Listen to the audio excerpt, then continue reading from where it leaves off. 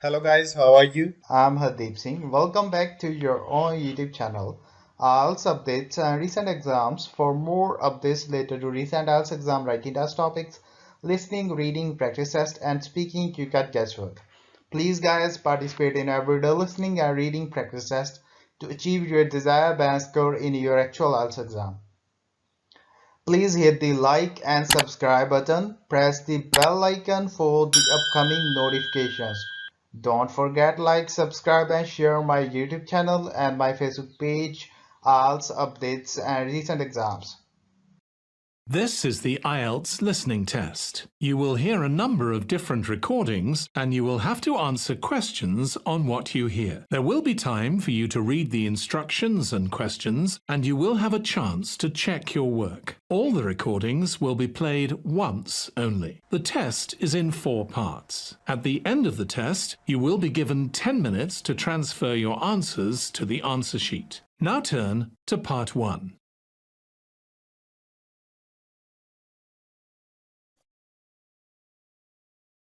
You will hear a woman asking for information about party venues. First, you'll have some time to look at questions 1 to 4.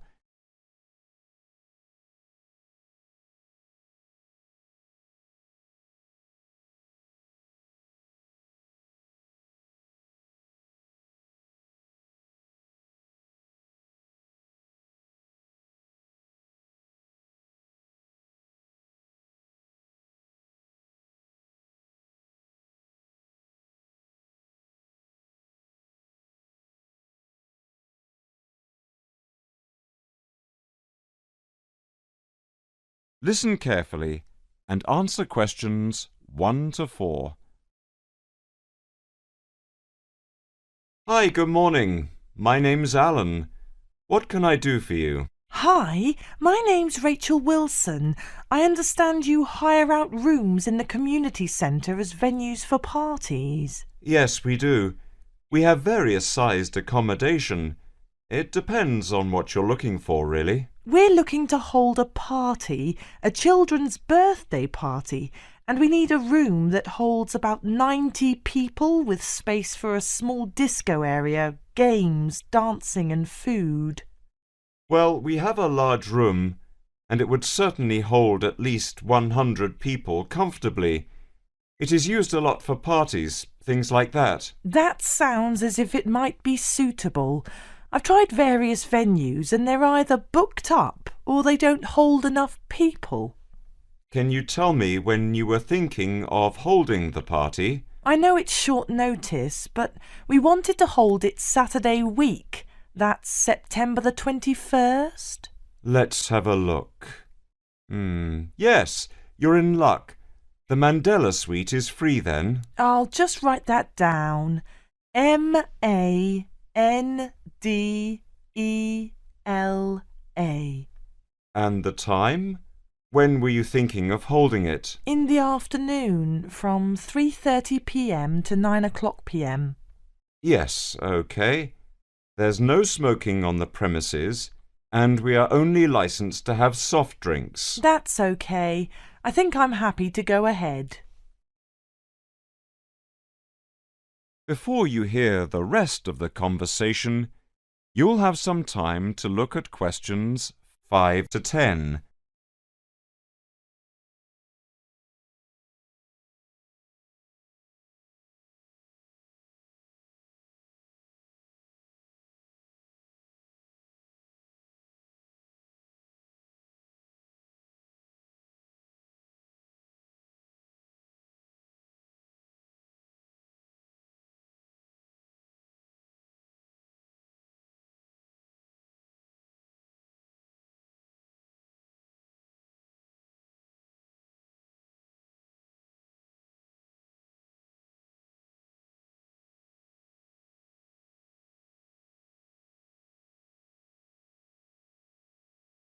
Now listen and answer questions 5 to 10. Can you just give your postcode? It's PA5 7GJ. Fine. And the flat and street number? It's flat number 40 and the street number is 38 Beaches Street.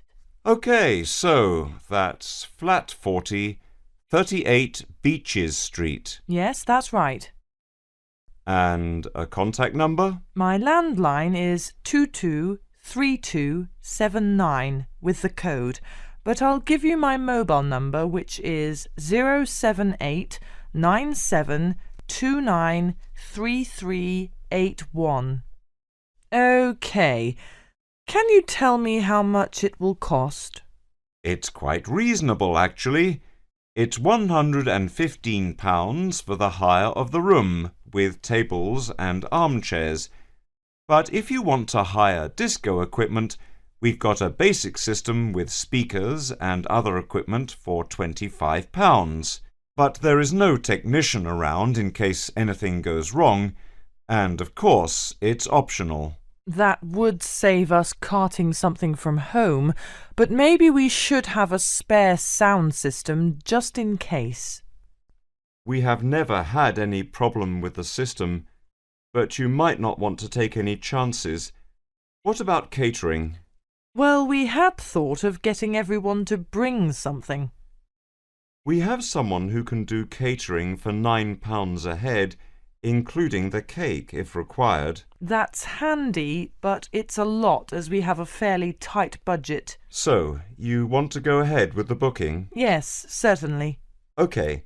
I need to take a deposit of £30.50, which is refundable. The balance needs to be paid 2 days before the event at the latest. Fine. You can cancel up to 2 days before, but after that you lose the deposit. We don't intend to cancel, but is there any insurance we can take out? Yes, there is a form here somewhere. How much?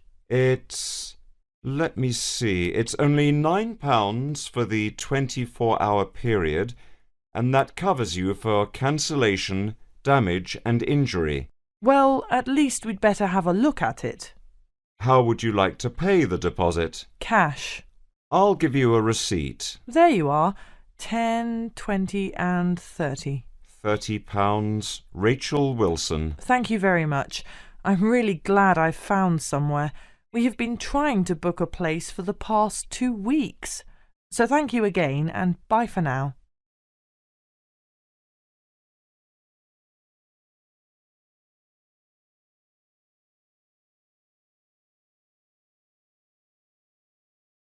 That is the end of part 1. You now have 1 minute to check your answers to part 1.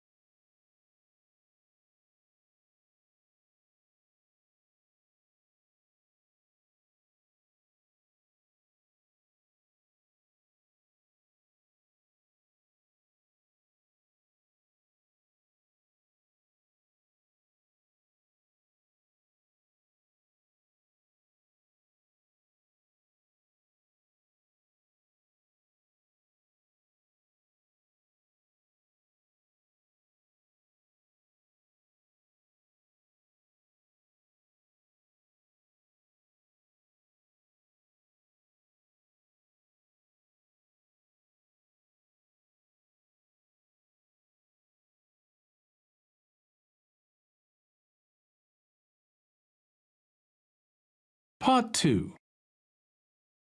You will hear an introduction to a camping trip. First, you'll have some time to look at questions 11 to 14.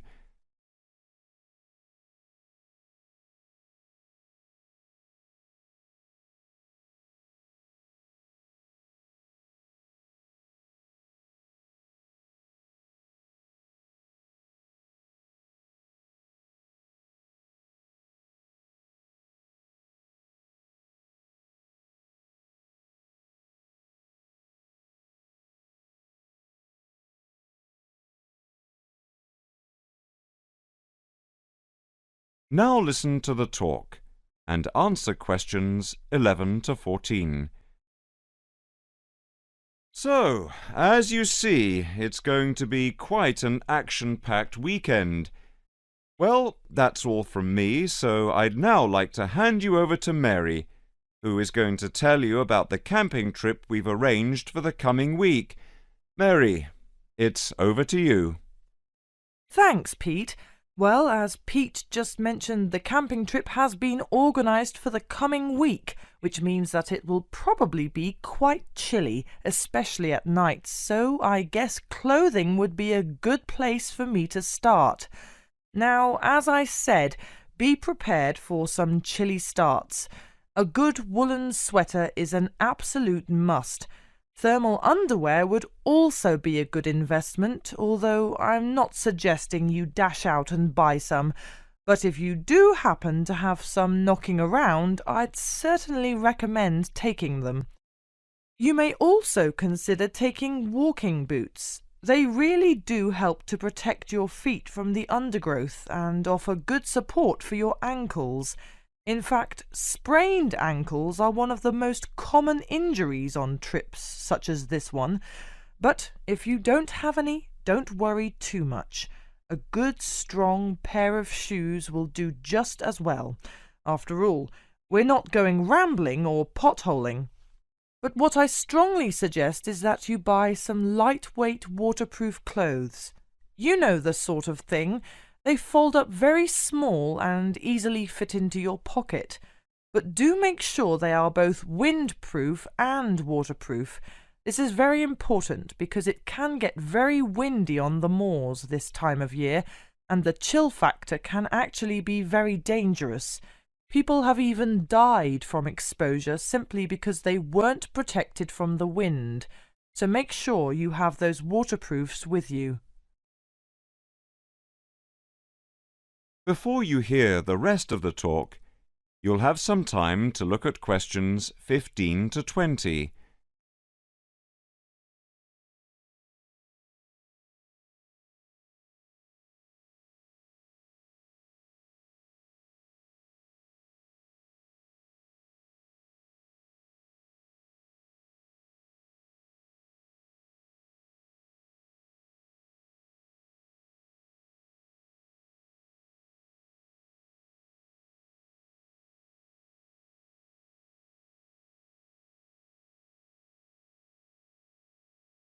Now listen and answer questions 15 to 20. Now for equipment. A torch would be handy, especially if you need to use the bathroom in the middle of the night. A small pocket-sized torch is ideal. You don't need anything that's too big. A pocket knife is always handy too, especially a multi-purpose knife. A Swiss Army knife is ideal. Now, this may sound strange, but take some plastic bags along too. They're ideal for putting over your shoes if the ground is wet, and they really do keep your feet warm and dry. That's about it for equipment. Oh, by the way, I forgot to mention, all the camping equipment will be provided, so you don't need to bring your own. In fact, the tents will be erected by the time we get there, so you won't have much work to do, which I'm sure will come as a welcome relief. We'll be camping on the edge of the forest, so with some luck we should see some wildlife. Deer, buck, badgers and hedgehogs are very active this time of year, so it's certainly worth taking your camera along. But I must insist that the animals' needs come first. Always remember that we'll be camping in their home, so we must respect both their privacy and their territory. So it's very important that A, you never, and I repeat, never leave discarded rubbish lying around, and B, that you keep the noise level to a minimum at all times, especially at night. I know that some of you are concerned about insects. After all, camping does seem to have an image of creepy crawlies, but let me reassure you now that insects are never disturbing. In fact, and this may come as a bit of a surprise, They are generally very shy creatures and prefer to keep well out of people's way. Anyway, we're running short of time, so I'll wrap up now. But what I'd like to say before we go and have lunch is that one of the greatest rewards of camping is to simply appreciate nature, to get away from the overcrowded cities and just enjoy the natural sights, sounds and smells of the countryside. OK, so we can go for lunch now, but if there are any questions you'd like to ask, I'll be available all day. Just come along to my office.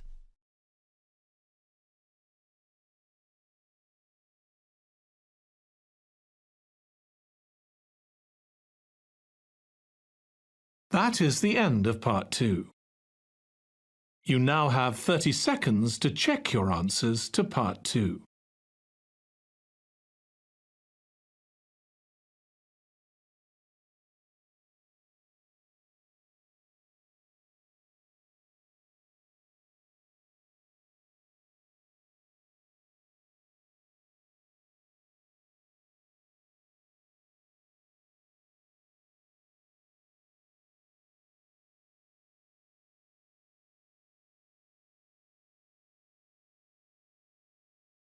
Part 3.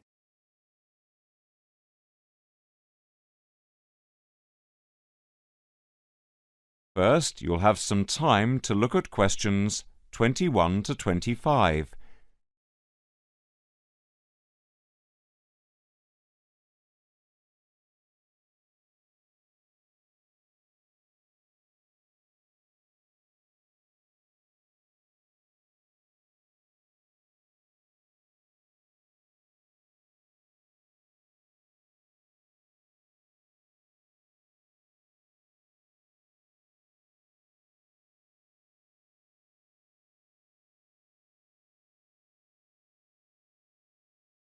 Now listen carefully and answer questions 21 to 25.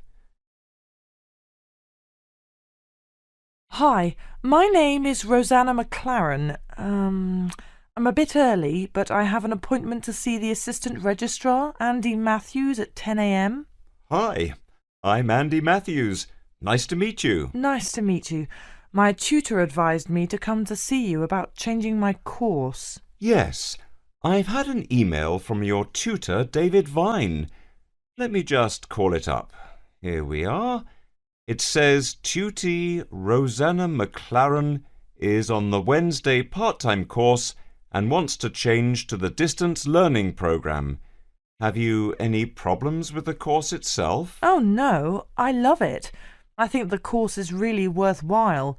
The theoretical sessions once a week on Wednesday from 10 a.m. to 3 p.m. are really good. You have 2-hour sessions then? Yes, that's it. And I have to say, I think the practical session from 4 through to 9 in the fashion workshops are also good fun. But I am finding it all very tiring, and it makes me too exhausted for my work on Thursdays and Fridays. You work the other 4 days of the week? Yes, and some Saturdays. I see. So, what do you want to do? I'd like to change to the programme with the distance learning component instead of the Wednesday sessions. Yes, that is a possibility. I see from your tutor, Dr. Vine, that he has no problem with this, but you realise it's possible you'll have a different tutor. Yes, I'm aware of that. It's a shame because he's a very good tutor. What do I need to do now?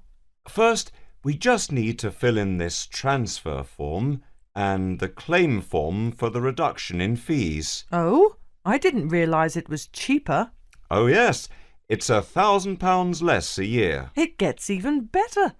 Can I start the distance learning programme from now? I don't see why not. I just need to get a signature from your tutor, which should take only a short time. I'll email it to him now, and then he can sign it and put it in the internal mail. OK. But I also need to go through with you what is involved in the distance learning program to make sure you are clear about everything. Well, I understand I attend the weekend course once a month and that I can book a bench in the fashion workshop at any other time. You have a computer at home for the distance learning? Oh, yes. I have the necessary equipment for making video calls over the internet already. It's the flexibility of the distance learning over the internet that is very useful. What makes it even more interesting is that I don't have to spend a lot of time travelling to and from the university on the Wednesday. I can adapt it to my own routine, as I will be able to do the theory over the internet from home when I want. The same is true of booking a tutorial online using Skype. Yes, it is amazing, isn't it? It's in its infancy, but it's been up and running for a year now, and it's going rather well. Could I just ask if it's possible to have a face-to-face tutorial at any time as well? There is no reason why you shouldn't be able to. Before you hear the rest of the conversation, you'll have some time to look at questions 26 to 30.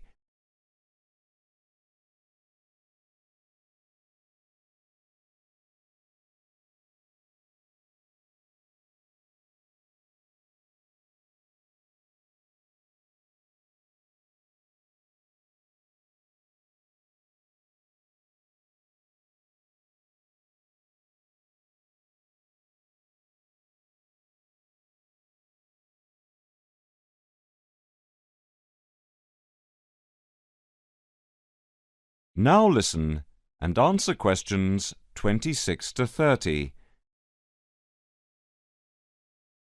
What about the assessment for the distance learning? I take it that it's the same as for the other programme. Let me see. Each month you are expected to keep a written course diary and to present a seminar paper, and at the very end of the course there will be a written exam which will account for 30% of the total marks. What about the coursework? How much does it account for? The design portfolio which you need to present at the end accounts for 50%. I would point out just one thing, and that is that on the distance learning program, some tutors like to see the design portfolio twice each term to make sure you are on the right track. But of course you can take it in at any time to show your tutor, and as part of the assessment for the portfolio, you have to present at least one fashion item at a fashion show at the end of the course. Is there anything else? No, that's it. Thank you for all your help. No problem. Hope it all works out well for you now.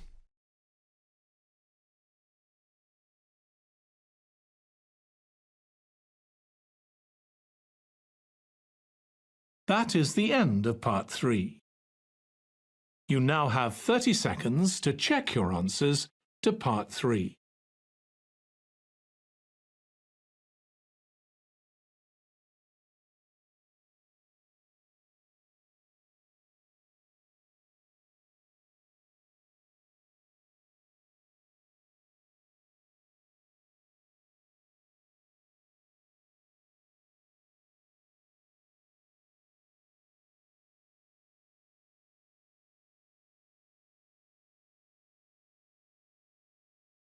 Part 4. You will hear a lecture on the subject of population growth and decline around the world. First, you'll have some time to look at questions 31 to 40.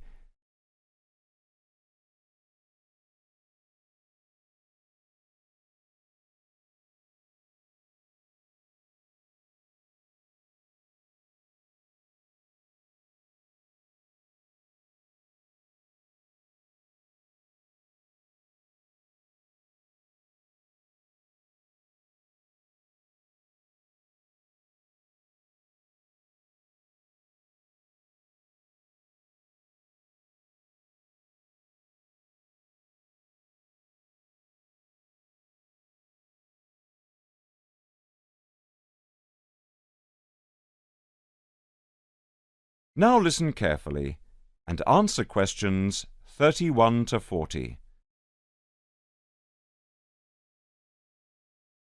Now, you may be wondering why I've entitled this lecture, decline of the white man. Well, my lecture today is concerned with the population growth and decline around the world, as well as migratory movements of people.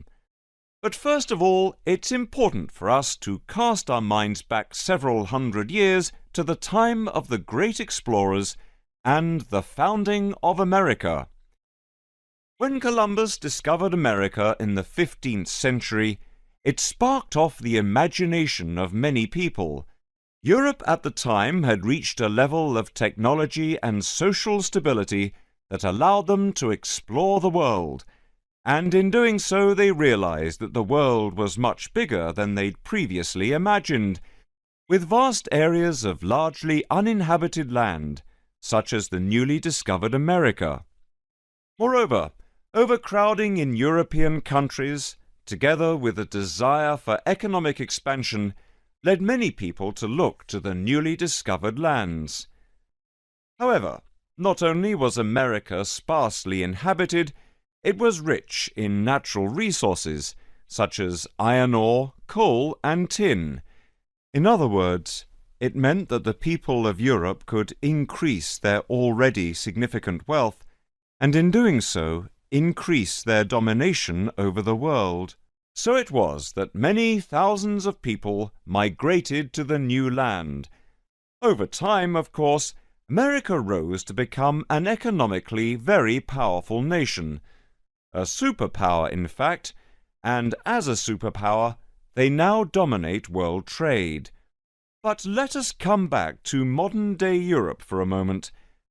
What we see happening today is a rise in the number of educated people who are keen on developing well-paid careers, and whilst this in itself is not a problem, young people are marrying much later in life and having fewer, if any, children. This is leading to a decline in birth rates. So what many Western countries, not just Europe, are suffering from is an aging population. By an aging population, I mean that there are too many old people who don't work and therefore don't contribute to the economy. In contrast, there are far too few young people to work and create wealth for the country. Now, over the past several months, I've been involved in some research with a number of colleagues of mine from different universities around the world. As part of our research, we've been involved in conducting a demographic survey when we attempted to track and catalogue the movement of the world's population. Now, if you take a look at this chart I've prepared, if I can just get the machine working. Yes, there we are. Okay, now by looking at this chart, you can clearly see that in many countries there are fewer young people than there are old people. This means that the economic burden of caring for the elderly is placed on the shoulders of a few young working people, not just governments. In the past, of course, fewer old people would have been cared for by a far greater number of young people. Today, the situation has reversed, putting a huge financial strain on young people. Now, let's turn our attention to Asia. In Asia, there are countries such as India and China that have a vast population. This means that labor is very cheap. So, two things are happening. One is that more and more companies are outsourcing work to Asia. In other words, they manufacture their goods in Asian countries where wages are low and sell them in Western countries for inflated amounts. This is good for Asian countries, of course, because it means they can develop their economies. But as Asian people grow wealthier, many decide to go overseas to study, or even immigrate in some cases. Don't forget that many countries need skilled people such as engineers and nurses. So what we are witnessing today is a massive shift in the world's population from Eastern countries to Western countries.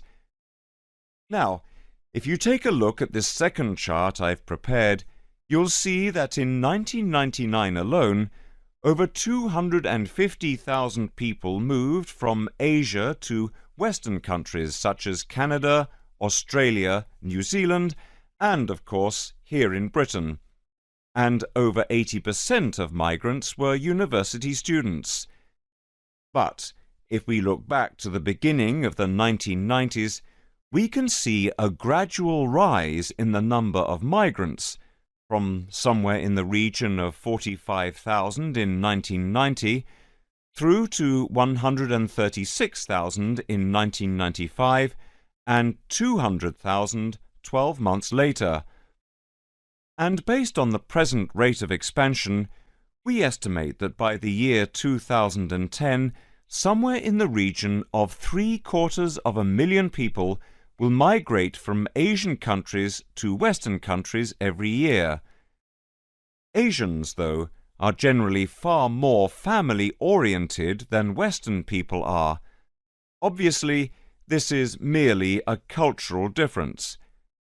But what it does mean is that they are more likely to have more children and at a younger age.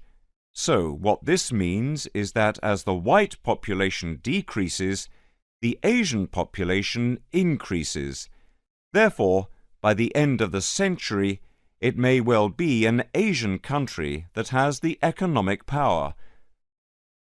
However, do not be misled into thinking that this is a modern-day phenomenon. It's not. It's simply the natural ebb and flow of populations. It's a universal law of nature that certain populations grow in strength as others weaken. It happens just as much in the animal kingdom as it does in the world that humans live. Therefore, it's wrong to assume that we should do something to change what is happening or try to prevent it in some way. What we should do, however, is simply try to understand the forces involved, and through our investigations, try to gain a better understanding of the world in which we live. That concludes the lecture for today, but if any of you would like to follow up on some points I've mentioned here today, then I've put together quite a comprehensive reading list for you.